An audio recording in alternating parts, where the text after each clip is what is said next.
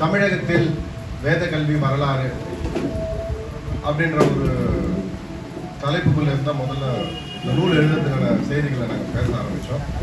திருப்பி இது ஏறக்குறைய ஒரு 10-12 மேல கூட்டங்கள் தொடர்ச்சியாக அந்த வேத கல்வியை பற்றியான செய்திகளை நம்ம தொடர்ச்சியாக பேசிட்டு இருக்கோம்.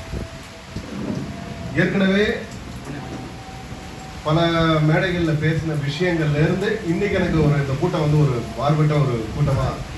ஆமா, ஏன்னா ஒரு நேரடியாக நூல் அதுக்குள்ள இருந்து பேசுற ஒரு நேரம் மற்ற விஷயங்கள் இன்னைக்கு ஒரு மழையோடையும் நேர கட்டுப்பாட்டோடையும் பேச வேண்டிய ஒரு மாட்டியாச்சு. சரி, இப்ப என்னன்னா ஒரு முதல்ல அனைவருக்கும் வணக்கம். எல்லாரையும் தனித்தனியா வரவேற்கிறதுக்கான சூழல் இல்லை. அதே மாதிரி தோழரை பத்தி நிறைய பேசலாம். குறிப்பா அந்த நூலை கொண்டு போய் சேர்க்கறதுல வந்து அண்ணாதுரை தோழர் வந்து அதிக சிரத்தையா முன்னெடுத்திருக்காங்க. ஏன்னா அந்த நூலுடைய எழுதும் போதே அந்த விஷயங்கள் தோழர் நிறைய சொல்லியிருக்கேன். நிறைய நூல்கள் நான் பொதுவாக எழுதும் போதே தோழர் நிறைய விஷயங்கள் பேசிட்டு இதான் நம்ம செய்யறது. அப்படி போகும்போது இந்த நூலோடைய தேவை வந்தோடனே நூல் முதல்ல வாசிச்சாங்க. தோழர் வாசிச்சு தான் அதுக்கப்புறம் தோழர் ஒரு நூலை சொல்றாங்கன்னா அதை படிக்காமல் சொல்ல மாட்டாங்க. புகழ் உரையெல்லாம் கிடையாது. அண்ணாதுரை தோழர்கிட்ட நேரடியாகவே அதை பார்த்துட்டு அந்த விஷயங்களுக்குள்ளே இருந்து பயணப்பட்டு தான் அவங்க பேச ஆரம்பிப்பாங்க. அந்த அடிப்படையில் இந்த நூல் வந்து நிறைய இடங்கள், நிறைய மாநாடுகள், சேலம் நம்ம குளத்தூர் மணி தோழர்லேருந்து சுபவீரமணி தோழர்லேருந்து எல்லா கூட்டங்கள்லையும் நம்ம இடதுசாரி தோழர்கள் இந்த எல்லா இடங்கள்லையும் இந்த நூல் குறித்தான விஷயங்கள் பேசப்பட்டிருக்கின்றன. குறிப்பாக நான் என்ன ஒரு வேலையை செய்வேன்னா தொடர்ச்சி இது அடுத்தடுத்த பதிப்புகள் வரும்பொழுது புதுசாக இருக்கிற செய்திகள், குறிப்பாக 1920 வரைக்கும் இந்த நூலை வந்து நம்ம அப்டேட்னு சொல்லுவோம் இல்லைங்களா, அதை பண்ணிக்கிட்டே தொடர்ச்சி செஞ்சுட்டு இருக்கேன். அடுத்த மறுபதிப்புன்னு வந்துச்சுன்னா அடுத்த 5 ஆண்டுகளுக்கு இந்த இந்தியாவில் தமிழகத்தில் இந்த சூழலில் திருப்பி வேதம் சார்ந்த விஷயங்கள் எப்படி முன்னிலைப்படுத்துறாங்க அந்த செய்தியும் நான் சேர்த்துட்டு தான் இருப்பேன். நான் இருக்கும் வரை இந்த நூல் வந்து மீண்டும் மீண்டும் பிறப்பெடுத்து கொண்டே இருக்கின்றதான் அந்த நூலை பதிவு செஞ்சுக்கிறேன். பழைய விஷயங்கள் எதுவும் மாற போறது கிடையாது. இப்போ என்னன்னா நம்ம நிறைய விஷயங்கள் நம்ம ஒரு செய்தியாக தான் கேள்விப்பட்டுக்கிட்டே இருக்கிறோம். ஆனால் யதார்த்தம் அப்படி இல்லைங்க. என்ன ஒரு விஷயம் நடக்குதுன்னா நம்ம ஆட்சி செய்த ஆட்சியாளர்கள் அவர்கள் குறிப்பாக ஏன் வேத கல்வியை முன்னிலைப்படுத்தினார்கள். குறிப்பாக தமிழகத்தில் நம்ம சங்ககாலம் பொற்காலம் சொல்றோம். நம்ம அகழ்வாய்வுகள்லேருந்து தொல்லியல் சான்றுகள்லேருந்து நமக்கு தனித்துவமான எழுத்துக்கள் இருக்குது. அதை பிராமின்னு சொன்னாங்க, தமிழின்னு சொன்னாங்க. குறிப்பாக அசோகர் காலகட்டத்திலிருந்து தான் தமிழகத்தில் எழுத்து முறை வந்துச்சுன்னு, வடநாட்டிலேருந்து தான் எழுத்து வந்துச்சுன்னு ஒரு கருத்தியாளர்கள் ஆரம்பத்தில் ஒரு கருத்தை முன் வச்சாங்க. இருந்தாலும் இன்று நடைபெற்ற ஆய்வுகளில் இருந்து பார்க்கும்போது அசோகருடைய அந்த பிராமி எழுத்துக்களுக்கு முன்பாகவே தமிழகத்தில் எழுத்து முறை இருந்தது அப்படின்றது நிரூபிக்கப்பட்டது, நிரூபணம் ஆயிடுச்சு. அப்போ தமிழ் எழுத்துக்கள் இந்திய மொழிகளிலேயே மிக தொன்மையான எழுத்துருக்களை கொண்டது நம்ம தமிழ் மொழி தான் அப்படின்றத நமக்கு தொல்லியல் ஆய்வுகளில் குறிப்பாக அந்த மயிலாடுமாறை அகழ்வாய்விலிருந்து நமக்கு கிடைக்கிற விஷயம். இரும்பு காலமும் தமிழ் எழுத்துக்களும் இணைஞ்சிருக்குது. இப்போ அதற்கு முன்பாக இருந்த எழுத்துக்கள் என்னவா இருந்திருக்கும், இலக்கியங்கள் என்னவா இருந்திருக்கும், கருத்தியல் வடிவங்கள் என்னவா இருந்திருக்கும், தொல்காப்பியத்தோட காலம் என்ன, திருவள்ளுவர் எந்த ஆண்டில் வந்து தன்னுடைய கருத்துக்களை பேச ஆரம்பிச்சாங்க. ஒரு சமூகம் தான் சிந்தனையை பேசிக்கிட்டு இருக்கிறது வேற, எழுத்தாக மாற்றி சமூகத்திற்கான நடத்தை விதிகளாக மாற்றுவது வேறு. அப்போ நம்ம சின்ன குறுநில தலைமைகள்னு சொல்றோம். பாணர்கள் எழுதிய எழுத்துக்களை சொல்றோம். திருவள்ளுவர் பாணரா இல்லை, பாணராக இல்லாத தொல்காப்பியர் பாணரா இல்லை. ஆனா இவர்கள் இந்த சமூகம் சார்ந்து, இந்த சமூகத்திற்கான மொழி சார்ந்து சிந்திக்க ஆரம்பித்திருக்கிறார்கள், சமூகத்திற்கான கருத்தியல் சார்ந்து சிந்தித்திருக்கிறார்கள் அப்படின்றதான் நமக்கான யதார்த்தமா இருக்குது. சங்க இலக்கிய பாடல்கள் இந்த 2000 ஆண்டுகள் தோழர் இந்த நூலை பத்தி கூட சொன்னாங்க. குறிப்பா ஒரு சமூக இயக்க போக்கு என்ன, எதையெல்லாம் பதிவு செய்கிறார்கள். இப்படி ஒரு மழை பெஞ்சதுன்னா அந்த மழையில இருந்தாருன்னா அந்த மழை சார்ந்த விஷயங்களும் நம்ம கூடிய கூட்டத்தையும் இங்கே பேசின விஷயங்களையும் ஒரு இயற்கையோடு சேர்ந்து அந்த சாரலோடு சேர்ந்து நம் பேச்சையும் பதிவு செய்கின்ற ஒரு கவிதையாக ஒரு பாடல் இருந்தால் ஒரு 2000 வருஷம் கழிச்சு படிக்கும் அந்த பாட்டு ரொம்ப பிரமாண்டமாக இருக்கும். இப்போ அதுபோல ஒவ்வொரு நிகழ்வையும் மலையை பற்றியும் அந்த மலையில் இருக்கின்ற தேன்களை பற்றியும் வண்டுகளை பற்றியும் பூக்களை பற்றியும் அடிக்கிற காற்றை பற்றியும் எல்லாத்தையுமே பதிவு செய்கிற ஒரு இயற்கை சார்ந்த இயற்கை நெறி சார்ந்த ஒரு செவ்வியல் இலக்கியங்களாக சங்க இலக்கியங்கள் இருக்கின்ற பொழுது இந்த இடத்துல இப்படியான கல்வி முறையும் ஒரு சமூக கட்டமைப்பும் அதற்கான ஒரு தலைமையும் இருந்த இடத்தில் எப்படி வைதீகம் உள்ளே வந்தது, வேத கல்வி எப்படி உள்ளே புகுத்தப்பட்டது, தமிழ் கல்வியின் மூலமாக விளைந்த இந்த இலக்கிய பிரதிகள் என்னவானது, இந்த பாடல்கள் எங்கே போனார்கள், அவர்கள் இந்த கலப்பில்லாத பேசுகின்ற இந்த தன்மை, இந்த செவ்வியல் தன்மை எங்கே மறைஞ்சு போச்சு. இதெல்லாம் ஒரு அரசு அதிகாரம் சம்பந்தப்பட்டதாக மொழியும் அதிகாரமும் ஆட்சி முறையும் மக்கள் வாழ்வியலும் அதனோடு சேர்த்து கட்டப்பட்ட சாதிய முறையும் தமிழகத்தில் எப்படி வந்தது? இந்த வரலாற்றை நாம் தெரிந்து கொள்ளும் பொழுதுதான் சமஸ்கிருத திணிப்பையும் சமஸ்கிருத எதிர்ப்பையும் சமஸ்கிருதத்தின் மூலமாக உருவாக்கப்பட்ட தமிழ் சமூகத்திற்குள் திணிக்கப்பட்ட அந்த சாதிய முறைகளையும் நாம் புரிந்து கொள்ள முடியும். இன்னைக்கு நம்ம அறியாமலேயே இந்த பண்பாட்டு மரபுக்குள் நாம் வாழ்ந்து கொண்டிருக்கின்றோம். குறிப்பா சங்க இலக்கிய பிரதிகளில் பார்க்க முடியாத நிறைய நமக்கு தரவுகள் கிடைக்குது. சங்ககால இந்த நூல்லேயே நம்ம தொடக்கத்தில் அங்கிருந்து ஆரம்பிப்பேன்.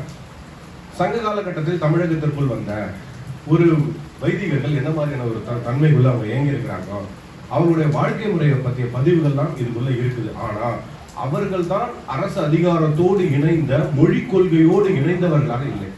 அரசு அதிகாரத்தோடு இணைந்து மொழி கொள்கையோடு இணைந்து சமூகத்திற்கு இந்த மொழியைத்தான் நீ படிக்க வேண்டும், உனக்கான மொழியை எழுதுவதற்காக இந்த எழுத்துருக்களை நீ பயன்படுத்த வேண்டும் அப்படின்னு பேசுகின்ற இடத்தில் அவர்கள் இல்லை. ஆனா அதே காலகட்டத்தில் இந்திய அளவில் இவைகள் நடக்க ஆரம்பித்து விட்டன. இந்திய அளவில் பார்க்கும்போது இதை எதிர்கொள்கிற இடத்துல பௌத்தம் இருக்குது. பௌத்தம் எதிர்கொள்கிற இடத்துல பௌத்தம் இருக்கும்பொழுது தமிழ்ச்சூழல்ல அன்னைக்கு இருந்த சேர சோழ பாண்டிய அரசர்கள் இல்லை. ஆனா இவர்கள் இந்த இடத்தில் இந்த அரசர்களை எப்படியெல்லாம் மனம் மாற்றுகிறார்கள் என்றால் வேள்வி முறையின் மூலமாக வேள்வி செய்தல், களவேள்வி செய்தல், போரில் வெற்றி பெற வேண்டும் என்றால் களவேள்வி செய்தல். இதில் தான் நமக்கு வந்து பிற்கால பாண்டியர்கள பல் யாகசாலை, முதுகுடுமி, பெருவெழுதி இது சம்பந்தப்பட்ட விஷயங்கள்லாம் பார்க்கலாம். அப்ப சங்க இலக்கியத்தில் வேள்வி மரபு மெதுவா உண்டுறாங்க. ஏறக்குறைய ஒரு இந்திய அளவிலேயே ஒரு சமஸ்கிருத பண்பாடு தான் உயர்ந்தது, வேத பண்பாடு தான் உயர்ந்ததுன்னு பேசுகின்ற ஒரு மனோநிலையில் இருந்து தமிழ் சமூகத்துக்குள்ள அந்த விஷயம் திணிக்கப்படுகிறது.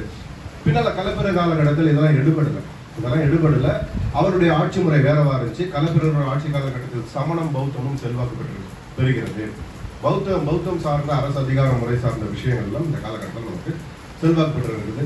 சமண நூல்கள், சமண கருத்தியல்கள், அது சார்ந்த நீதிகள் எல்லாம் அரசு நீதிகளாக வருகின்றன. அப்போ சமூகத்திற்காக நாலடியார் போன்ற சமண நூல்கள்லாம் நம்ம பார்க்கலாம். அப்போ சமூகத்தை வழி நடத்துவதற்கான நீதிகளும் அரச நிர்வாக முறைகளும் அரச சட்டங்களை சொல்கின்ற திருக்குறள் போன்ற நீதி நூல்கள் இந்த காலகட்டம். இதுக்குள்ளேயும் சமஸ்கிருதத்தை உயர்வாகவே என்ன ஒரு விஷயம் நடக்குதுன்னா, இவர்களை அறியாமலேயே அவர்களை உயர்ந்தவர்களாக வெளியில் இருந்து வந்தாலும் அந்த மொழி பற்றிய உயர்வாக பேசுகின்ற பதிவு செய்கின்ற அந்த தன்மைகள் இதுக்குள்ள அப்படியே வந்துகிட்டே இருக்கு. வேதம் படிப்பவர்கள் உயர்ந்தவர்கள், வேதம் படிப்பவர்கள் உயர்ந்தவர்கள், என்னதான் இருந்தாலும் அவங்க வேதம் படிக்கிற விஷயத்த விடமாட்டாங்க, அறுதொழில் அந்தனர். இதெல்லாம் சங்க இலக்கிய பிரதிகளில் சில வரிகளாக பார்க்கலாம். அப்ப சமூகத்தில், தமிழ் சமூகத்தில் இவ்வளவு பலமாக இருந்தாலும் அவர்களை உயர்வாக பார்க்கின்ற மதிக்கின்ற ஒரு தன்மை இருக்கிறது. இது எப்படி வந்திருக்கும்? அன்னைக்கான இந்திய தேசியம் நம்ம இன்னைக்கு ஒரு வரையறை செய்யறோம்னா, இந்த தன்மை அன்னைக்கு எவ்வாறு இந்தியா முழுவதும் பரப்புரை செய்யப்பட்டிருக்கும், இது ரொம்ப முக்கியம். ஏன்னா இன்னைக்கு இருக்கிற ஒரு தொலைத்தொடர்பு சாதனம், நிறைய விஷயங்கள் வந்து நம்ம இந்திய தேசிய சிந்தனையை உருவாக்குவதற்கும் அதை கட்டி காப்பதற்கான வேலை திட்டத்தை வகுக்கிட்டே இருக்கு. அன்னைக்கு எப்படி இந்த திட்டம் வகுக்கப்பட்டிருக்கும்? இதுக்கு அடிப்படையாக 2 காப்பியங்களை வச்சுக்கிறாங்க. ராமாயணம், மகாபாரதம் காப்பியங்களை வச்சுக்கிறாங்க. இந்த புராண கதைகள்லாம் அப்போ பெருசா செல்வாக்கு பெறல. இருந்தாலும் இந்த காப்பியங்கள் மூலமாக அவர்கள் உருவாக்கி கொடுக்கின்ற இந்திய தேசிய கட்டமைப்பு, அதுக்குள்ள அந்த கதையாடல் இருக்கு இல்லைங்களா, வாழ்க்கை குறித்த பிரச்சனை, வாழ்க்கைக்கான நீதிகள், அந்த கதையாடல், பாரத போர் குறித்து மிகையாக சிலாகிப்பது, அது குறித்து பேசுவது, ராமருடைய போர் மரபு குறித்து விவாதிப்பது, கடவுளோடு இணைத்து, அதனாலதான் இந்தியா முழுக்க ராமாயணங்கள் பல்வேறு வகையாக பல்வேறு தன்மைகளோடு புது செய்திகளோடு மாறி பகுதிக்கு ஏற்ற மாதிரி, வட்டாரத்துக்கு ஏற்ற மாதிரி ராமாயணம் மாறுகிறது. பிற்காலகட்டத்தில் ராமாயணம் கூத்தாலாம் மாறுது. இதெல்லாம் என்னத்தை எடுத்து வந்து திணிக்குதுன்னா, மறைமுகமாக ஒரு வர்ணாசிரம, சாதிய, சத்திரிய உயர்வு தாழ்வு, இந்த அடிமை முறை, இந்த வாழ்க்கை முறை, இவைகளை எல்லாம் மனதில் மெதுவும் பதிய வைக்கிற வேலையை கதை மூலமாகவே நடக்க ஆரம்பிச்சது. சங்க இலக்கியத்தில் நாம் மலைவடுகிராம பற்றி பேசிக்கிட்டு இருப்போம், சிறுபாணனை பற்றி பேசிக்கிட்டு இருப்போம், அவர்கள் செல்கின்ற வழியை பற்றி பேசிக்கிட்டு இருப்போம், நிறைய விஷயங்கள் பேசிக்கிட்டு இருக்கும்போது, இயற்கை சார்ந்த வாழ்க்கை முறையை பேசிக்கிட்டு இருக்கும்போது, இந்த இடத்துக்குள் இவைகள் பேசுகின்ற பாரத போர் பற்றி, ஒரு அரசன், போர், வெற்றி, ஒரு பேரரசுக்கான ஒரு சித்தாந்தம் பிற்காலகட்டத்தில் வருது. அப்படி வரும்போது தான் பார்க்கும்போது தான் வெளியிலேருந்து கலப்பிரர்கள் உள்ள வராங்க. இந்த கலப்பிரர்கள் உள்ள வந்தவுடனே தான் ஒட்டுமொத்த தமிழ் சமூகத்தினுடைய இந்த பழைய மரபாராக இருந்த குறுநில அரசர்கள், வேந்தர்கள், ஒன்னொன்னா கிழார்கள், ஆட்சி பகுதி வாரியாக இருந்த ஆட்சி தலைமைகள், இவர்கள் எல்லோருமே வந்து இவர்களுக்கு கட்டுப்பட்டவர்களாக, முழுக்க பல்லவர்களுடைய அரசாட்சிக்கு கட்டுப்பட்டவர்களாக மாற்றப்படுகிறார்கள். பல்லவர் காலகட்டத்தில் தான் உங்களுக்கு தமிழகத்தில் கற்கோயில்கள் உருவாக்கப்படுகின்றன. அது வரைக்கும் மரத்தினாலையும் அப்புறம் இந்த மண்ணுனாலையும் உருவாக்கப்பட்ட சுட்ட மண்ணுனாலையும் உருவாக்கப்பட்ட அந்த கோயில்கள் எல்லாம் கற்கோயில்களாக மாற்றப்படுகின்றன. நிறைய விஷயங்கள் நம்ம பார்க்கலாம். குறிப்பாக பல்லவர்கள் காஞ்சிபுரத்தை தலைமையாக கொண்டு ஆட்சி செய்கின்ற ஒரு மரபும் வருகிறது. ஏறக்குறைய உங்களுக்கு வந்து கர்நாடகா, ஆந்திரா இந்த பகுதிக்குள்ள இதெல்லாம் நம்ம பார்த்துக்கிட்டே இருக்கலாம். இந்த பகுதிக்குள்ள இருக்கிற அந்த விஷயங்கள்லாம் இதுக்குள்ள புலிகேசி மரபு இதெல்லாம் நம்ம பேசுகிறோம், ஒன்று பிரித்து பேசுவோம் இல்லைங்களா. அப்போ அந்த பகுதிக்குள்ள இருக்கிற ஆட்சி செய்கின்றவர்களுடைய அந்த ஆட்சி தன்மைகள் எல்லாம் மெதுவாக தமிழகத்துக்குள்ள வருது. அப்படி வரும்பொழுது ஏறக்குறைய ஒரு விஜயநகர பேரரசு உங்களுக்கு என்ன மாதிரியான ஒரு தாக்கத்தை பிற்காலகட்டத்தில் ஏற்படுத்தியதோ, குறிப்பாக சேர சோழ பாண்டியர் முடிவுக்கு பிறகு ஏற்படுத்தியதோ, அது போலவே தொடக்க நிலையில் இருந்த அந்த மூவேந்தர்களுடைய ஆட்சி கலப்பிரர் ஆட்சிக்கு பிறகு மிகப்பெரிய தாக்கத்தை பல்லவ பேரரசு ஏற்படுத்துகிறது. பிரம்மா ஏற்கனவே இந்த இடத்துல பேசின அந்த கதைகள் எல்லாம் பிரம்மா, விஷ்ணு, சிவன் இவர்களுக்கான கோயில்கள் எல்லாம் முதலில் பல்லவர்கள் தான் கட்டுகிறார்கள். அதற்கு முன்பு இப்படியான கோயில்கள் எல்லாம் கிடையாது. பிரம்மா, விஷ்ணு, சிவன் உருவம் நம்ம கதைகளாக கேட்டவைக்கெல்லாம் உருவம் கொடுக்கப்படுகிறது. ஒவ்வொரு இந்த நூலில் நீங்க பார்த்தீங்கன்னா தெரியும், ஒவ்வொரு பல்லவ அரசர்களும் மனுவின் வழி வந்தவர்களாக தன்னை அடையாளப்படுத்திக் கொள்கிறார்கள். நான் இந்த மனு வழி வந்தவன், இந்த மனு தர்மத்தை நடைமுறைப்படுத்துறேன்னு சொல்லி தன்னை அடையாளப்படுத்தி கொண்டு இந்த மனுவின் அந்த மனு மட்டும் இல்லாம அதற்கூடவே தன்னை பிராமணனாகவும் பிரம்ம சத்திரியனாகவும் ஒவ்வொருவரும் தன்னை உயர்வுபடுத்திக் கொள்கிறார்கள். தன்னுடைய குலப்பிறப்பை பற்றியும் தன்னுடைய வழித்தோன்றலை பற்றி பேசும்பொழுதும் ஒவ்வொரு பல்லவ அரசனும் தன்னை பெருமிதமாக பதிவு செய்கிறான்.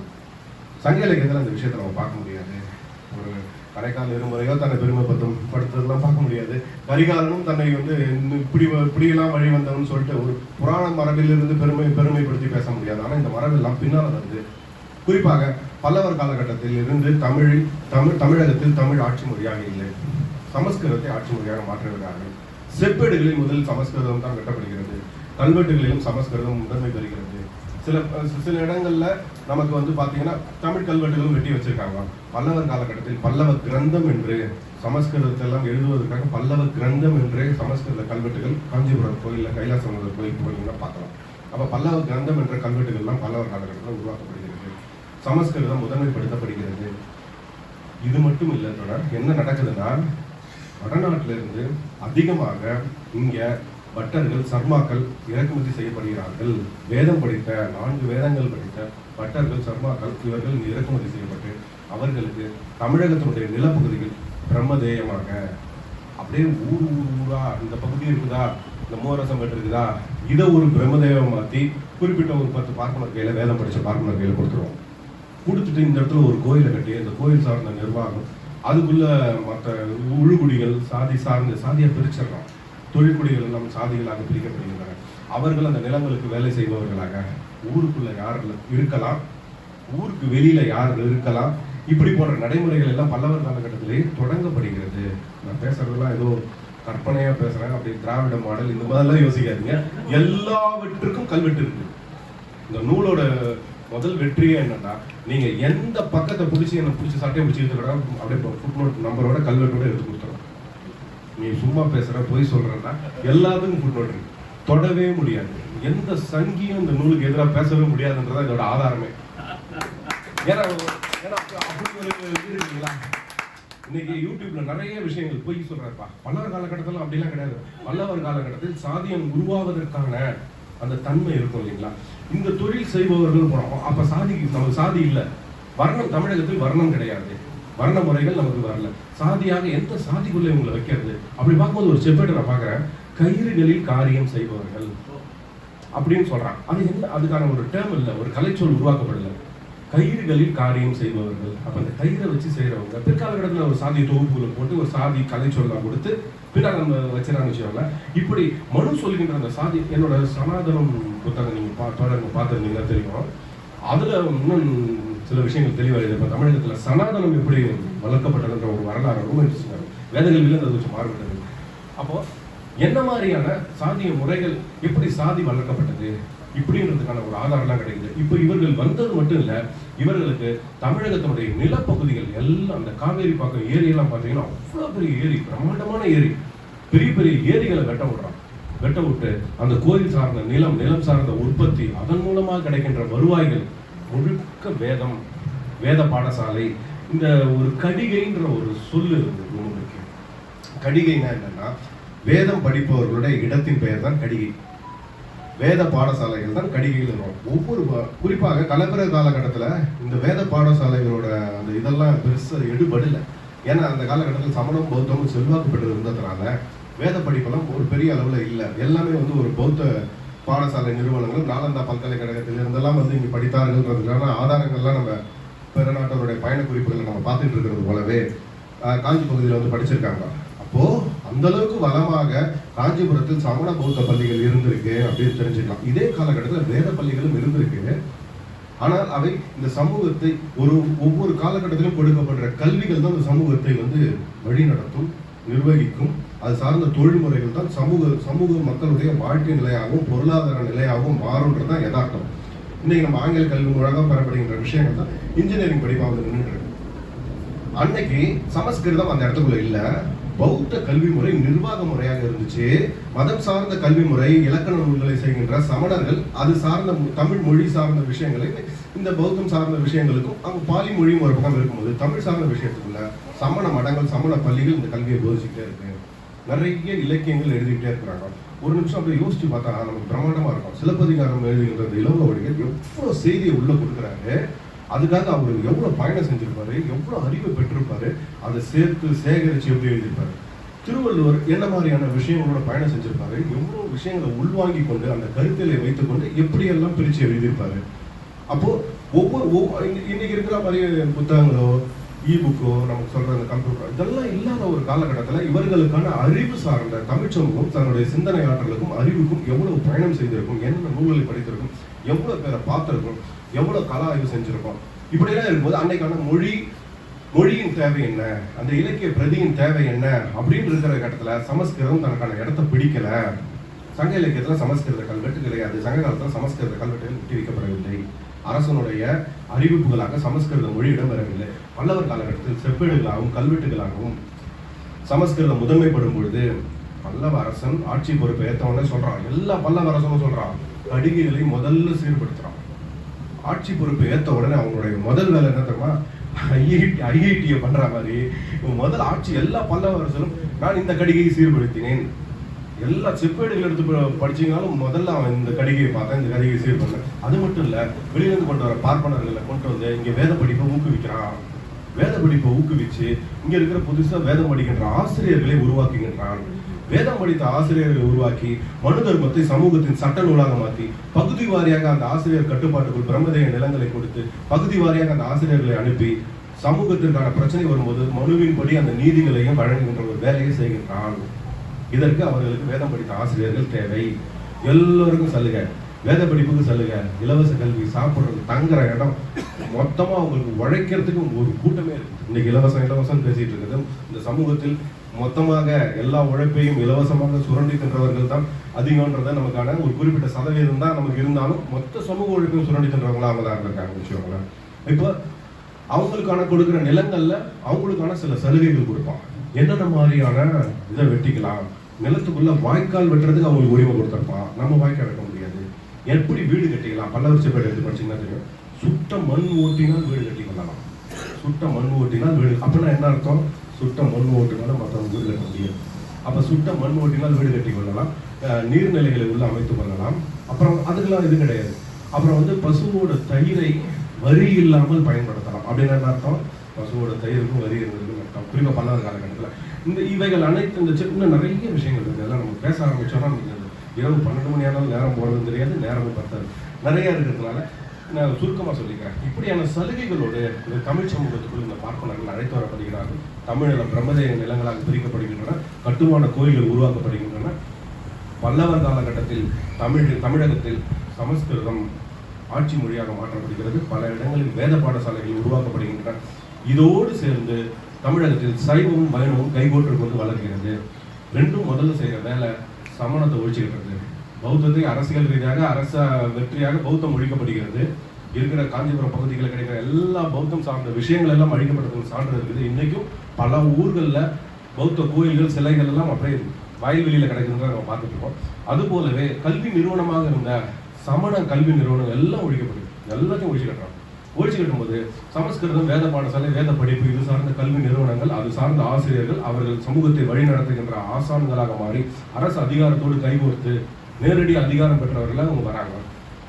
இப்படியே போயிட்டு இருக்கும்போது தான் பின்னால சோழர்கள் வராங்க. இதுக்குள்ள போர் நடக்கும், மக்கள் வாழ்க்கை முறை, திருவிழா, பண்டிகை. 7ஆம் நூற்றாண்டுல தான் நமக்கு வந்து இந்த கோள்களை பத்தி நவகிரகங்கள் இதெல்லாம் கோள்கள்லாம் இருக்கு இல்லைங்களா, எல்லாத்துக்குமான அந்த உருவ அமைப்பு முறை, வழிபாட்டு முறை எல்லாம் வந்து நவகிரக சுற்றி வருவாங்க பார்த்தீங்களா கோயிலுக்குள்ள, அதெல்லாம் 7ஆம் நூற்றாண்டுல தான் வருது. அதுக்கு முன்பு அதெல்லாம் கிடையாது. அப்போ வழிபாட்டு முறைகள் புதிதாக உருவாக்கப்படுகின்றன, கோயில் சார்ந்த திருவிழாக்கள் புதிதாக உருவாக்கப்படுகின்றன, அரசனுடைய பிறந்தநாள் கோயிலில் கொண்டாடப்படுகின்றன, கடவுளினுடைய பிறந்த நாள்கள் கோயிலில் கொண்டாடப்படுகின்றன, சூரிய கிரகணம், சந்திர கிரகணம், அமாவாசை நாட்களில் கோயிலில் சாப்பாடு கொடுக்குறான், கோயிலுக்கு முதல்ல வர வைக்கிறான். இந்த சமூகம் கோயிலுக்குள்ள போய் பழக்கப்படாததுனால மக்களை கோயிலுக்குள் வரவழைப்பது, கோயிலுக்குள்ள வர வைக்கும்போது கதைகளை புராண சிற்பங்களை கதைகளாக வெட்டி வைப்பது, கோயிலில் வந்து தேவார திருவாச பாடல்கள் இவைகள் எல்லாம் அங்கங்கெல்லாம் போய் தலங்கள்லாம் போய் உருவாக்குறாங்க. அந்த பகுதி வாழ் மக்களையும் இந்த சமய பண்பாட்டு தன்மைகளுக்குள்ள கொண்டு வந்துடுறாங்க. அதுதான் அந்த இடத்துல நமக்கு வெறும் கோயில் மட்டும் கிடையாது, மக்களுடைய வாழ்க்கை முறையை சமய பண்பாட்டு நடைமுறைகளாக மாற்றுகின்ற ஒரு வேலை நடந்தது. அதுக்கு முந்தி சாமி கும்பிட மாட்டான்னா அப்படின்னு நமக்கு ஒரு கேள்வி வரும். தங்கலத்துல சாமி கும்பிட்டதில்லை, சாமி கும்பிடுவான், ஆனா எல்லா பிரச்சனையும் அதுகிட்ட போய் நிற்க மாட்டான். எல்லா பிரச்சனையும் சாமி தான் தீக்குன்னு சொல்லிட்டு மாதிரிலாம் அவங்க எந்த புலவரும் பாட்டு எழுதுன மாதிரி இல்லை.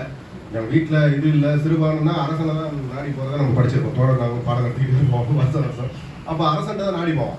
என் பிரச்சனை எனக்கு பொருளாதார நெருக்கடி, அரசனை காலில் செருப்பு இல்லை, வீட்டில் அடுப்பெரிச்சு இதாவது இந்த சாமியை கும்பிட்டெல்லாம் வரல, நேராக அரசன்ட்ட போவான், தன்னுடைய வாழ்க்கை நிலையை சொல்லுவான், அரசனை பாடுவான். சாமியை பாடி எந்த புலவரும் பாட்டு கேட்கல, அரசனை பாடி அரசனோட தன்னுடைய பொருளாதார நிலையை சொல்லி தன்னுடைய மனைவியோட வறுமையை காமிச்சு தன்னுடைய இந்த வறுமையான கோலத்தை காமிச்சு அப்படிதான் பரிசல் பெற்று வருவான்.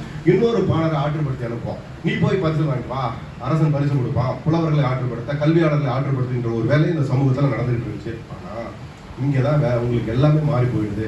கடவுளை பாடுவது, கோயிலுக்கு வருவது, பிரச்சனைகளை கடவுளோடு இணைப்பது, ஜாதகம், மற்ற விஷயங்கள் எல்லாம் 7ஆம் நூற்றாண்டுக்கு பிறகுதான் பெரிதாக மாறுகிறது. சமூக வாழ்க்கை பிரச்சனைகளுக்கான விஷயங்கள் எல்லாம் இதெல்லாம் வருது. கோள்கணிதம், கோள்களை பற்றிய விஷயங்கள் இதெல்லாம் 7ஆம் நூற்றாண்டுக்கு பிறகு வேற வடிவங்களாக புராண கதைகள் எல்லாம் வடமொழிகளும் நிறைய எழுத ஆரம்பிச்சிருக்காங்க. இது ஒரு தனி சப்ஜெக்ட். இதை எடுத்து பேச ஆரம்பிச்சோன்னா அது தனியாக போகும். இதோட இதை சுருக்கிக்கிறேன். இப்படி இருக்கும்போது தமிழ் கல்வியோட நிலை வந்து கொஞ்சம் கேள்விக்குறியாக தான் இருக்குது. சில நூல்களும் இதுக்குள்ள இருந்து தப்பி தவறி வந்துகிட்டே இருக்குது. இதுக்குள்ள சோழர்கள் ஆட்சிக்கு வந்த பிறகு சோழர்கள் நேரடியாக தங்களை கூறிக்கொள்கிறார்கள், மனுவின் வழி வந்தவர்கள். பார்த்தீங்கன்னா இந்த புத்தகத்தில் முழுசா சொல்லியிருப்பேன், நான் மனுநெறி வழி நின்று ஆட்சி செய்பவன், ராஜசூயம் யாகம் செய்தவன், அசுவமேத யாகம் செய்தவன். இப்படி ஒவ்வொரு சோழர்களும் மனு ஆதரவாளர்களாக தங்களை அடையாளப்படுத்திக் கொள்கிறார்கள், மனுவின் வழி வந்தவர்களாக தங்களை அடையாளப்படுத்துகிறார்கள், மனுவை நடைமுறைப்படுத்தியவர்களாக தங்களை அடையாளப்படுத்திக் கொள்கிறார்கள். அப்ப நம்ம இன்னைக்கு பார்த்தீங்கன்னா அந்த யூடியூப்னு ஒரு விஷயம் வந்ததுனால நிறைய கேட்கலாம், சோழர் காலகட்டத்தில் சாதியே கிடையாதுன்றான். சாதியே கிடையாது. இந்த மன்னன்ற பேச்செல்லாம் பார்த்தீங்கன்னா விஜயநகர் பேச காலத்துல சாதி வந்துச்சு. சோழர் காலகட்டத்தில் தீண்டா சேரிகள் இருக்காங்க, தீண்டா சேரிகள் இருக்குது, தீண்டாதவர்களுக்கான சுடுகாடே இருந்துச்சு, கல்வெட்டு ஆதாரம் இருக்கிறது, எல்லாத்துக்கும் கல்வெட்டு ஆதாரம் இருக்குது. தீண்டா சாதிகளும் இருக்கு, தீண்டா சுடுகாடுகளும் இருந்திருக்கின்றன. குறிப்பாக சோழர் காலகட்டத்தில் பல்லவர்கள் என்ன செஞ்சாலும் சோழர் அதே தான் செய்யறான். வடபகுதியிலிருந்து அதே மாதிரி சர்மாக்கள், பட்டர்கள் எல்லாம் மீண்டும் உள்ள இறக்குறான், திருப்பி உள்ள கூட்டு வரான். உள்ள கூட்டிட்டு வந்து பல பேர் கூட்டிட்டு வந்து பகுதி வாரியை பிரிச்சு அனுப்புறான். அவர்களுக்கு பிரம்மதேய நிலங்கள் எல்லாம் கொடுக்குறான். பல்லவர் காலகட்டத்தில் கொடுத்த பிரம்மதேயங்கள் நிலங்களும் சோழர் காலகட்டத்தில் கொடுத்த பிரம்மதேய நிலங்களும் எண்ணிக்கை அதிகம். என்னோட அடுத்த புக்கே தான் சோழர்கள் ஒன்னாலும் சொல்லிட்டு இருக்கேன், கடைசி கட்டத்தில் நிற்குது. முழுக்க தமிழகம் எப்படி பிரம்மதேயமாக பிரிக்கப்பட்டது. இன்னைக்கு நம்ம பேசுறோம் காஞ்சிபுரம், பல்லாவரம், அது இதுன்னு ஒரு பகுதியாக நம்ம எப்படி பிரிச்சு பேசுறோமோ அன்னைக்கு அப்படி கிடையாது. இந்த சதுரவேதி மங்கலமா, வேளச்சேரியா, அது ஒரு சதுரவேதி மங்கலம், கோடம்பாக்கமா அது ஒரு சதுரவேதி, போரூரா அது ஒரு சதுரவேதி மங்கலம், பூந்தமல்லியா அது ஒரு சதுரவேதி மங்கலம். இந்த பெயர்களாகத்தான் சொல்லிப்பாங்க. உங்களுக்கு வாலாஜா பகுதி ஒரு சதுரவேதி மங்கலம், அங்கிருந்து திருவத்திபுரம், செய்யாறு அது ஒரு சதுரவேதி மங்கலம், உத்தரமேரூர் ஒரு தனியார் சதுரவேதி மங்கலம், பள்ளிக்கொண்டா ஒரு சதுரவேதி மங்கலம். இந்த சதுரவேதி மங்கலங்கள் ஒவ்வொன்றும் அதிகார மையங்களாக அந்த பகுதி மக்களை கட்டுப்படுத்துகின்ற, சாதிய ரீதியாக கட்டுப்படுத்துகின்ற பகுதிகளாக இருந்து எல்லாத்துலேயும் ஒரு ஈடுபடும்.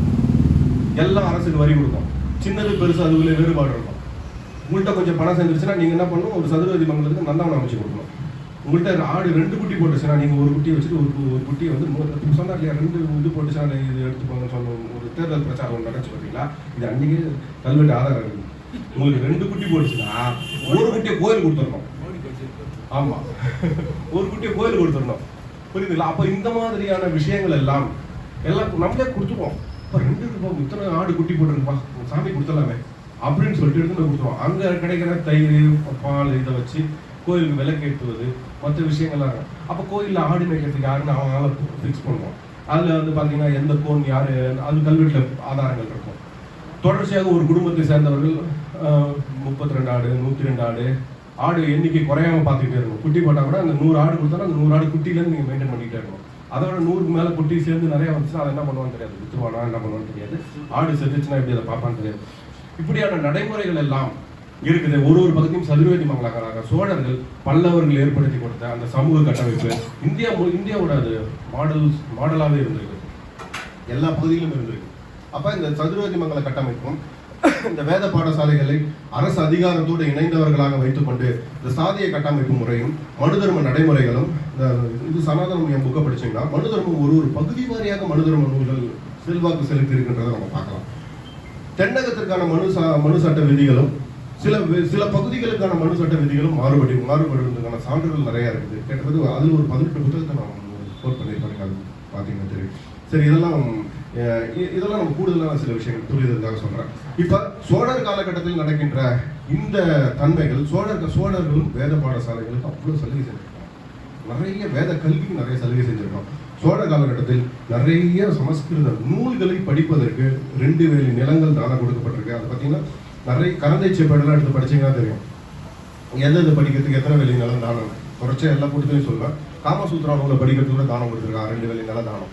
இப்படி மனு தர்மம் படிக்கிறது 2 வேலி நில தானம். இப்படி ஒவ்வொரு நூல்களையும் படிப்பதற்கு தனித்தனியாக 2 வேலி நில தானங்கள் கொடுத்துருவோம். ஆனால் அந்த 2 வேலி நில தானம், அந்த நூலை படித்து சொல்வது, தினமும் அது சம்பந்தப்பட்ட விஷயங்களை கருத்துக்களை பிரச்சாரம் செய்வது, இந்த சமூகத்தை ஒரு வைதிக மயமாக்குவது, உங்கள் சிந்தனையை வைதிகர்களுடைய சொல்லிக் கொடுத்த அந்த விதிகளுக்குள் இருந்து, அந்த பண்பாட்டு மரபுகளுக்குள் இருந்து, அந்த வாழ்க்கை முறைக்குள் இருந்து நீங்க சிந்திக்க கூடாது. தனிச்சு இன்னைக்கும் நமக்கு அது தெரியல. இன்னைக்கும் நமக்கு தெரியாது. வேல் வைக்கிறதுனா எங்க போறோம், கடை திறக்கிறதுனா எங்க போறோம், செத்துட்ட பிறகு சடங்கு எங்க போறோம், கல்யாணத்துக்கு எங்க போறோம், அப்படியே யோசிச்சு பார்த்தா இன்னைக்கு நமக்கு தெரியல. புதுசா ஒரு வண்டி வாங்கிட்டீங்கன்னா, காரோ 2 வீலர் வாங்கினா முதல்ல எங்க போய் நிற்கிறீங்க. இப்போ எல்லாமே இந்த வைதிக சட்ட திட்டங்களுக்கும் வாழ்க்கை முறைக்குள்ளேயும் அந்த பண்பாட்டுக்குள்ளேயும் நம்ம கொண்டு வந்து வச்சுட்டா, இது மாற்றா என்னன்றதை நம்மளால யோசிக்க முடியல. இது மாற்றா பேசுறவங்க தான் இந்துக்கு எதிரானவங்க. இந்து இப்போ அப்போ 20ஆம் நூற்றாண்டு பிறகு இது வேற ஒரு வழியும் இருக்கு. அது தனி விஷயம், அதை தெளிவாக பேசணும். அது தனி ஒரு வகுப்பாக நம்ம நடத்தலாம். அப்போ இதுவரைக்கும் அரசாட்சி காலகட்டத்தில், சேர சோழ பாண்டியருடைய ஆட்சி காலகட்டத்தில், பல்லவருடைய ஆட்சி காலகட்டத்தில் இது எவ்வாறு இந்த சமூகத்தினுடைய நடைமுறை விதிகளாக, சட்ட விதிகளாக, வாழ்க்கை விதிகள், இதுதான் வாழ்க்கை. இது எதிர்த்து கேள்வியே கேட்க முடியாது. அரசனுக்கு இந்த மனு விதி ரொம்ப அவசியமா தேவைப்படுது. நமக்கு ஒரு கேள்வி வரும், ஏன் அவன் மனு விட மாட்டேன்றான்னு பார்த்தீங்கன்னா, ரொம்ப எளிது. அப்படியே பிரிச்சு கொடுத்துடலாம் ஊருக்கு. நீயா இந்த ஊருக்கு போறியா, இந்த ஜாதிக்குள்ள இந்த வேலையை பாரு, உற்பத்தியை பாரு, இந்த உற்பத்திக்குள்ள இவ்வளவு வரி எனக்கு வரும். சமூக இயக்கம் நிற்காத அளவுக்கு அவனுக்கு இந்த சாதிய தொகுப்பு அழகா பயன்படுத்திட்டே. எம்ப்ளாய்மெண்ட் ஆஃபீஸ்ல நம்ம பதிவு பண்ணவே தேவையில்ல. மனு தர்மம் சொல்லிக் கொடுக்கறதா அன்னைக்கான எம்ப்ளாய்மெண்ட் விதியாவே இருந்துச்சு. அந்த எம்ப்ளாய்மெண்ட் விதியா இருக்கும்போது என்ன ஆகுது, ஒரு குழந்தை பிறகுதா, அந்த ஜாதியில குழந்தை பிறகுதா, அது அவங்களுக்கான வேலைக்கான விஷயமா மாறுது. அப்புறம் சாதி கலப்பு வருதா, அதுக்கான சில சாதி தீட்டு, சாதி கலப்பு, அதுக்குள்ளே சில திருட்டு, அந்த மாதிரி பிரச்சனைகளை தீர்த்து வைக்கிற இடத்துலையும் கோயில் சார்ந்த ஆட்கள் இருக்கிறாங்க. இதுக்குள்ள பொதுமக்களுக்கு மேற்பார்வைக்கு போகும்போது சிவன், விஷ்ணு, இப்படியான கடவுள் சார்ந்த வழிபாட்டு முறைகள் ஒரு பக்கம் இருக்கும். அதற்கு மேல் இடத்துல வேதம், வேத படிப்பு, இது சார்ந்த விஷயங்கள், இவர்கள் ஆசான்களாக இருந்து சமூகத்தை நிர்வகிப்பார்கள். பல புராணங்கள் எழுதப்படுகின்றன. இந்திய அளவில் நிறைய நூல்கள் இங்கே இறக்குமதி செய்யப்படுகின்றன. அந்த புராண கருத்துக்கள் தமிழ்ல அது தழுவி நிறைய நூல்கள் வருது. ராமாயணம் சோழ காலகட்டத்தில் தான் உங்களுக்கு கம்பராமாயணமாக மாற்றப்படுகிறது. கம்பராமாயணமாக மாற்றப்பட்டு மிகப்பெரிய ஒரு பிரச்சாரமாக தமிழகத்தில் முன்னெடுக்கப்படுகிறது. அது பெரிய அளவில் வெற்றி பெற்றுச்சா அப்படின்னு அது ஒரு கேள்வி. ஏன்னா இந்த காலகட்டத்தில் தான் சேக்கிழாரோட பெரிய புராணம் மிகப்பெரிய அளவில் சமூகத்தில் செலுத்துற மாதிரி ஒரு விஷயம். சேக்கிழாரோட பெரிய புராணம் எழுதுறதுக்கான ஒரு கதை நமக்கு தெரியும். ஏன்னா இந்த காலகட்டத்தில் அரசன் என்ன பண்றான் பார்த்தீங்கன்னா, இந்த சீவக சிந்தாமணி காப்பியத்தில் மூழ்கி இருக்கான். மூழ்கி இருக்கும்போது தான் உங்களுக்கு நீங்க இதுலயே இப்படி மூழ்கி இருக்கிறீங்களே, நம்ம சைவ குறவர்களோட வரலாறுகள்லாம் தெரிஞ்சிங்கன்னா இன்னும் இதுவாக இருக்குன்னு சேக்கிழார் சொல்லும்போது, அரசன் சார் நீ தொகுத்து செய்ய அப்படின்னு சொல்லும்போது அன்னைக்கே ஃபீல்டு ஒர்க் கதாய்வு செஞ்சு ஊரா போய் சேக்கிழார் கதைகளை சேர்த்து தொகுத்து பெரிய புராணம் தொகுக்கிறாங்க. அதுக்கப்புறம் எல்லாத்தையும் சேர்த்து ஒரு பெரிய நூலாக 12 திருமுறைகளாக மாற்றப்படுகிறது. இவைகள் எல்லாம் சைவம் தன்னுடைய செல்வாக்கு இந்த சமூகத்தில் காட்டுவதற்கான ஒரு வேலையா இருக்கும்போது தான் சரி இதுக்குள்ள கம்பராமாயணத்தை முன்னிலைப்படுத்தி வைக்கிறாரு. அது இந்திய அளவில் உங்களுக்கு என்ன செல்வாக்கு செலுத்தினாலும் தமிழகத்துக்குள்ள அது செல்வாக்கு பெரிய அளவில் செல்வாக்கு செலுத்த முடியல. ஏன்னா இந்த இடத்துல பெரிய புராணம் முன்ன நிற்குது. இது எங்க போய் செல்வாக்கு செலுத்துனா கர்நாடகாவில் போய் செல்வாக்கு செலுத்துது, ஆந்திராலாம் போய் செல்வாக்கு பெற்றது. கம்பராமாயணம் ஆந்திராவில் வையாபுரி பிள்ளையோட கட்டுரை படிக்கும்போது நமக்கு தெரியும் ஆந்திராவில் பெரிய அளவில் செல்வாக்கு செலுத்துது. இது ஒரு பக்கம் ஏற்பட்டோம். இப்போ தமிழ் சமூகம் தனக்கான வாழ்க்கை பிரச்சனைக்கான விஷயங்களை சமயங்களுக்குள் தேடுவது, புராணங்களுக்குள் தேடுவது, கடவுள் கதைகளை தேடுவது, சொர்க்க நரகத்தில் தேடுவது, முன்வினை பயனில் தேடுவது, ஜாதகங்களை தேடுவது, பிறப்படிப்படையில் தேடுவதுன்ற ஒரு பண்பாட்டுக்குள்ள வந்து மாட்டிடுச்சு. மாட்டும்போது அரசு அதிகார எதிர்ப்பு, அரசு சார்ந்த விஷயங்களை புரிந்து கொள்வது, அரசு நிர்வாகங்களை புரிந்து கொள்வதற்கான கல்வி முறையிலிருந்து அது பின்னுக்கு தள்ளப்பட்டது. அப்ப சைவம் மடம் சார்ந்த கல்வி கற்பவர்கள் அனைவருமே சிவன் சார்ந்த, சிவன் புராணம் சார்ந்த, ஊர் சார்ந்த, ஊர் கோயில் சார்ந்த, ஊர் கோயிலில் இருக்கின்ற சிவனுடைய சிலை, அந்த கோயிலுக்கான நந்தவனம், அதுல இருக்கிற கோயிலும் மரம், இதை வச்சுதான் எழுதிருக்கோம். எல்லா பாட்டும் நீங்க எடுத்து படிச்சா தெரியும். சிற்றிலக்கியங்களை படிக்கும்போது பாதிப்பு தான் இதை மீறி வெளில போகாது. அரசனை பத்தி உலா தூது மற்ற விஷயங்கள் எல்லாத்தையும் பார்த்தாலும் அதற்குள்ளேயும் இது போன்ற தன்மைகளோட தான் வட்டாரம் சார்ந்த விஷயங்கள் பதிவு செய்யப்படுகின்றன. இதற்காக ஒரு கற்ற ஒரு அறிவாளி வர்க்கத்தை மடங்கள் உருவாக்கி கொடுத்தன. இந்த சமூக விதிகளையும் சமூக இயக்க போக்குகளையும் தீர்மானிக்கின்ற ஒரு சாதிய கட்டமைப்பு விதிகளுக்கான ஒரு அதிகார தன்மைகளுக்காக வேத படிப்பு தொடர்ந்து சோழர் காலகட்டத்தில். இது அப்படியே அதற்கு அடுத்து பாண்டியர்கள் வரும்போது பாத்தீங்கன்னா சோழர்கள் அடுத்து வருகின்ற பிற்கால பாண்டியர்கள் என்ன பண்றாங்க, தமிழையும் சமஸ்கிருதத்தையும் ரெண்டு கண்ணுன்னு சொல்லிடுறாங்க. ஹெட்டிங் அப்படிதான் கொடுத்தேன். ஒரு செப்பேட்ல கிடைக்குது. தமிழும் சமஸ்கிருதமும் எனது இரண்டு கண்கள்றான். பாண்டியர் சங்கம் வைத்து தமிழ் வளர்த்த பாண்டியர்னு சங்க காலத்துல பேசின விஷயம் தமிழும் சமஸ்கிருதம் இரண்டு கண்கள் பேசுற பிற்காலகட்டத்துல ஒரு சமூக நெருக்கடியில போய் சிக்கிறான். ஏன்னா சோழர்கள் மிக பிரம்மாண்டமாக பல்லவன் இந்த கோயிலை கட்டுறியா, கைலாசநாதர் கோயிலை கட்டுறியா, இப்போ ஒரு கைலாசம் கட்டிட்டு இருக்காருல்ல, அந்த மாதிரி அன்னைக்கே ஒரு கைலாசநாதர் பல்லவர் காலத்துல கட்டுறான். இவன் கட்டுறான். சோழர்கள் மிக பிரம்மாண்டமாக.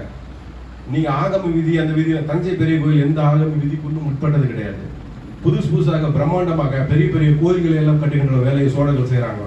இதுல இருந்து பல்லவர்கள் பாக்குறான், இந்த அமைப்பு முறையில அவன் எந்த வகையும் மாற்ற முடியாது. ஏன்னா அவர்களையும் எந்த அரசு வீழ்ந்தாலும் அங்க இருக்கிற அப்படியே அந்த பார்ப்பனர்களும் அந்த சதுரவேதி மங்க பார்ப்பனர்களும் அப்படியே போய் இந்த இடத்துல உட்காந்துரும். ஐஏஎஸ் அதிகாரிகள் எப்படி ஆட்சி விழுந்தாலும் யார் மாறினாலும் போய் உட்காந்துடுறாங்க இல்லைங்களா, அவங்க கூட வந்து வேலையை செய்யறாங்க இல்லைங்களா, அவங்க போயிடுவாங்க. அவங்க போயிட்டு ஐயா அந்த கோயிலுக்கு இந்த சதுரவேதி மங்கலத்துக்கு தானம் கொடுக்கல, சரி அப்படியா அது என்ன வருது சோழ சதுரவேதி அப்படியே மாத்திக்கோ, சோழ பாண்டிய சதுரவேதி மங்கலம் சேர்த்துக்கோ, இப்படி பேர் நிறைய அப்படி ஒரு பட்டியலை நடத்துறாங்க. சோழ பாண்டிய சதுரவேதி மங்கலம் மாத்துவோம், சரி வேற பேரையா மாத்திக்கிறோம். சதுரவேதி மங்கலம் சுருங்கி போச்சு, ஆக்கிரமிச்சுட்டாங்க. யார் ஆக்கிரமிச்சது, சரி அவங்கள்ட்ட இந்த நிலங்கள்லாம் அந்த எல்லையெல்லாம் புடுங்க, அப்படி ஒரு வேலை செய்யறான். சோழர் காலகட்டத்தில் என்ன சொல்றான், சதுர்வேதி மங்கலங்களை சுற்றி இருக்கின்ற குறிப்பிட்ட பிரிவினர், அது நம்ம சாதி இல்லைன்னு சொல்றோம் இல்லைங்களா, அதுக்கான ஒரு தரவு. இந்த பிரிவினர் எல்லாம் இந்த சதுர்வேதி மங்கலத்தை சுத்தி இருக்கக்கூடாதுன்னு சொல்லிட்டு வெளியில போடுறான். அன்னைக்கு ராஜராஜ சோழன் காலகட்டத்தோட கல்வெட்டுல அந்த விஷயம் கிடைக்குது. என்னோட அந்த புக்ல பதிவு பண்ணிட்டு இருக்கேன். என்ன நடக்குதுன்னா, பாண்டியர்களும் பல்லவர்கள் காலகட்டத்தில இருந்து சோழர்கள் பின்னால பாண்டியர்கள் காலகட்டம் வரைக்கும் வேத படிப்புன்றது கடை தூங்கி தான் இருக்குது. எந்த அந்த அமைப்பு ஒரு செட்டிங் அது எதுவுமே மாற்றுறது கிடையாது. எதுவுமே யாரும் மாற்ற முடியாது, நினைச்சா கூட மாற்ற முடியாது. ஏன்னா அது மூலமாக தான் வரி கிடைக்கின்றன, நிர்வாகம் கிடைக்கிறது, நிலங்கள் வந்து அதன் மூலமாக பாதுகாக்கப்படுகிறது. அப்படின்னும் போது இவன் என்ன பண்ணப்பான், போர் மற்ற விஷயம் ஒரு பக்கம் ஒழுங்குபடுத்திப்பான், கோயில் சார்ந்த நில ஆதாய முறைகள் மற்ற விஷயங்கள் எல்லாம் கேட்டு தெரிஞ்சுப்பான் பார்ப்பனர்கள்ட்ட. அதுக்கான விதிகள் ஏதாவது இருக்கான்னு அவங்க சொல்றதை கேட்டுப்பான், அதுக்கு அதிகாரியை போட்டுப்பான். நம்பிக்கைக்குரியவர்களாக பார்ப்பனர்கள் பொய் சொல்ல மாட்டார்கள். தண்டனை தவறு செய்தாலும் அவர்களுக்கு தண்டனை செய்த கிடையாது.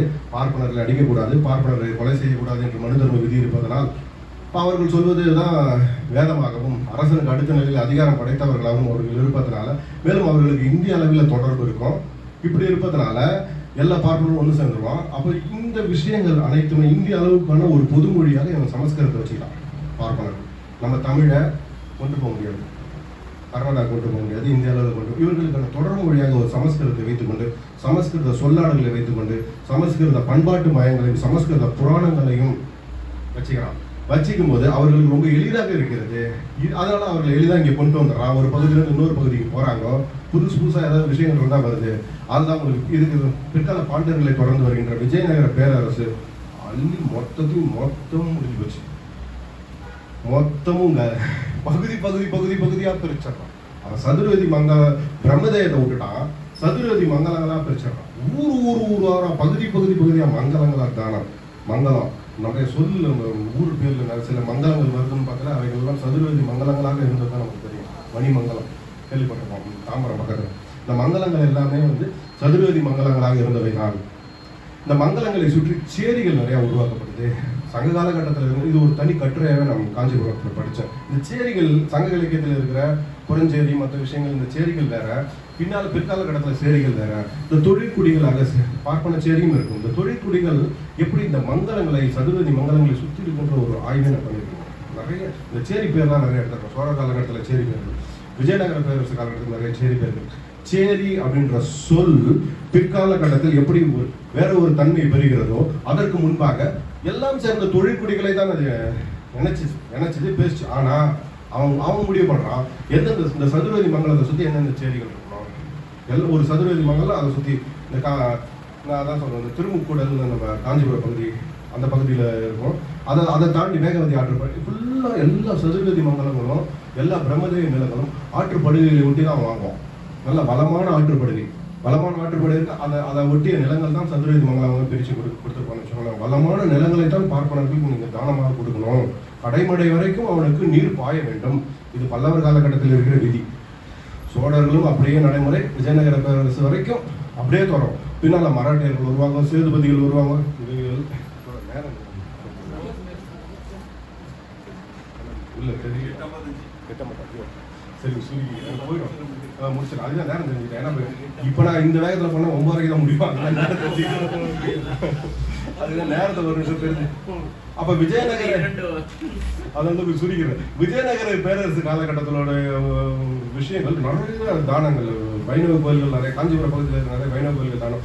இந்த ஒரு பக்கம் இந்த தானம் இருக்குது. அது இல்லாமல் சாமி பூஜைக்கு நிறைய தானம். பார்த்தீங்கன்னா தஞ்சை பெரிய கோயிலில் இருக்கிற நந்திக்கு அபிஷேகம் பண்ணுறதுக்கு தானம் கொடுத்துருப்பான்.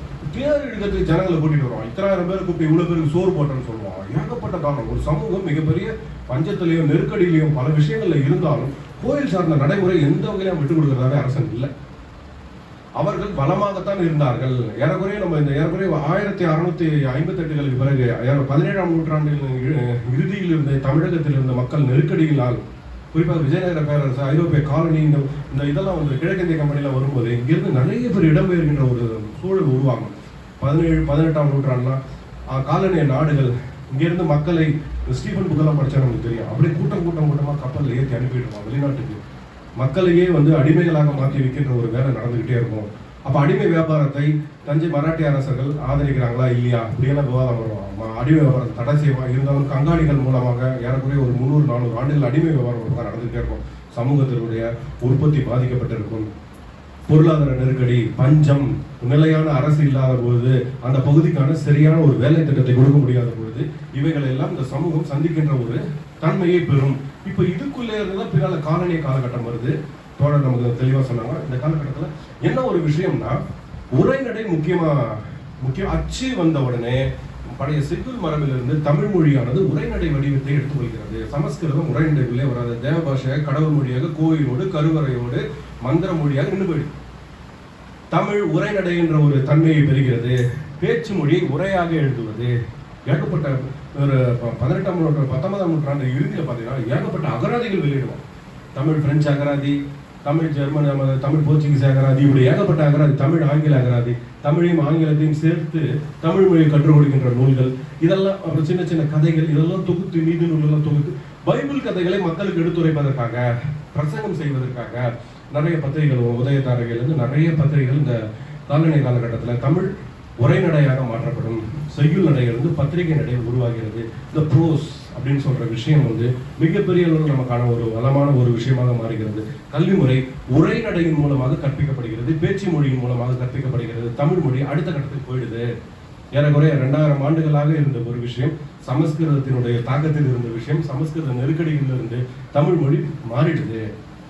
மாறும்பொழுதுதான் அவன் அடுத்த கட்டத்துக்கு வரான். இன்னைக்கு இருக்கிற ஆட்சியாளர்கள் ஐஐடிக்குள்ள தமிழ் கிடையாது, மற்ற இடங்கள்ல இந்த பள்ளிகளில் தமிழ் கிடையாது அப்படின்னு சொல்லி நிறைய விஷயங்களை கொண்டு வந்து புதிய கல்விக் கொள்கைன்ற ஒரு விஷயத்தை கொண்டு வந்து இதுக்குள்ள வந்து சமஸ்கிருத திணிப்பு பார்த்தீங்கன்னா வேதிக் மேக்ஸ்னு ஒன்று புதுசாக வேதிக் மேக்ஸ்ல திருவள்ளுவர் போட்டோவை போட்டுக்கலாம். நான் ஒரு ஸ்கிரீன்ஷாட் கூட வச்சிருக்கேன். திருவள்ளுவர் போட்டோவை போட்டு வேதிக் மேக்ஸ்ன்னு போட்டு, உங்கள் குழந்தை எளிதாக கணிதத்தை கற்க வேண்டுமா, மிக விரைவாக கூட்ட வேண்டுமா, பெருக்க வேண்டுமா, அவங்க தேர்வில் அவர்கள் அதிக மதிப்பெண் பெற வேண்டுமா, கற்றுக்கொள்ளுங்கள் வேதிக் மேக்ஸ். திருவள்ளுவர் போட்டோ போட்டு வச்சிருக்காங்க. என்ன தன்மையில போடுறான்னு தெரியல. ஆனா ஒரு திருவள்ளுவரை வந்து ஒரு அடுத்த கட்டத்துக்கு மாற்றிக்கின்ற ஒரு வேலையெல்லாம் நடக்கிறது. இந்த தமிழ் சமூகத்துக்குள் இவைகளை எல்லாம் புரிந்து கொண்டு விவாதிக்கின்ற ஒரு சமூகமாக நம்ம இருந்திருக்கிறோம்ன்றதான் இந்த இடத்துல விஷயம். ஒவ்வொரு காலகட்டத்திலும் நடக்கின்ற இந்த அரசியல் இதுக்குள்ள தமிழ் கல்வி அது தனி ஒரு சப்ஜெக்ட். அது பேசலாம் அந்த நேரம்லாம் பத்தவே பத்தாது. தொடர்ந்து சொல்லியிருக்காங்க. இது ஒரு வேத கல்வின்ற ஒரு விஷயத்தை மட்டும் இந்த புத்தகத்தில் நான் பேசல.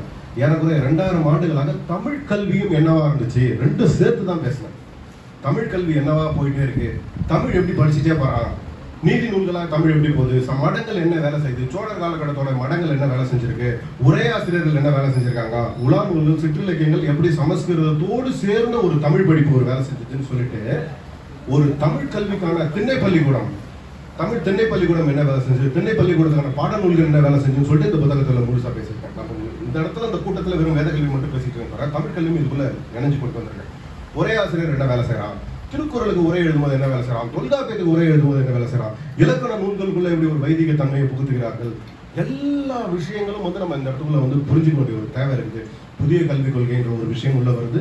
அதுக்காக ஐஐடிக்குள்ள எப்படி சமஸ்கிருதம் திணிக்கப்படுகிறது, இன்னைக்கு மாணவர்களுக்கு தமிழ் சார்ந்த விஷயத்தை இருமொழி கொள்கை மும்மொழி கொள்கை அப்படின்ற ஒரு விஷயத்துக்குள்ள தமிழ் எப்படி வேற ஒரு தளத்துக்குள்ள போது தமிழ் ஆங்கில கலப்பை அவர்கள் எப்படி தங்களுக்கு சாதகமாக பயன்படுத்திக் கொள்கிறார்கள் அப்படின்றதை நம்ம இடத்துல புரிஞ்சு கொள்ள தேவை இருக்குது.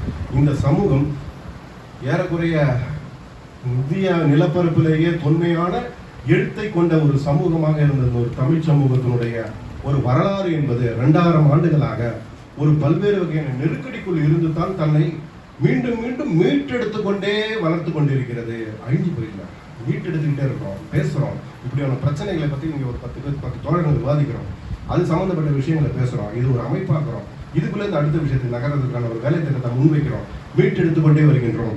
அப்படியே அழிந்து விடவில்லை அப்படின்றதான் நமக்கான ஒரு வரலாறு இருக்குது. வாய்ப்புக்கு நன்றி கூறி விடைபெறுகிறேன்.